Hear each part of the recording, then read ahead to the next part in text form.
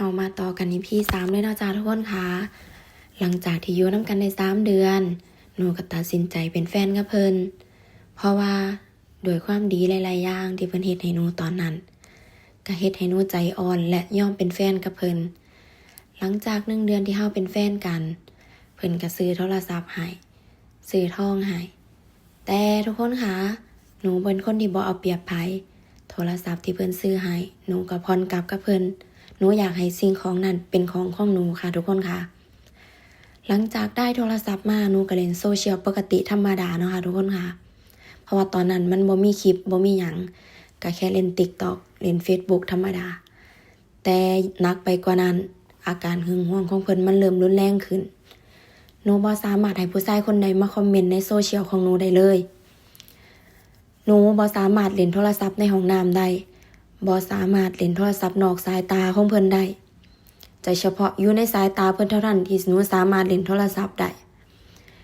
แล้วพอเพิ่นหึงหวงในระดับที่รุนแรงเพิ่นก็ตามไปที่ทำงานหนูค่ะทุกคนค่ะตามไปโวยวายคันหนูบ่รับโทรศัพท์เพิ่นตามไปทำลายข้าวของโดยการทุบโทรศัพท์ของหนูทิ่ม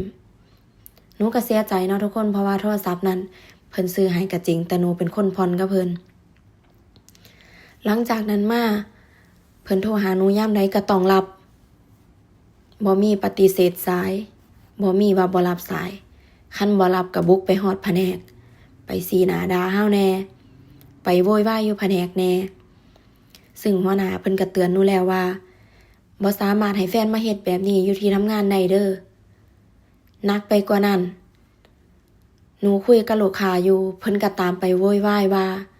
หนูนี่เล่นกันกับลูกค้าบ่คือได้นั่งคุยกันหนูเป็นเซลล์เนาะทุกคนค่ะพนักงานขายต้องคุยกับลูกค้าให้รายละเอียดของกับลูกค้า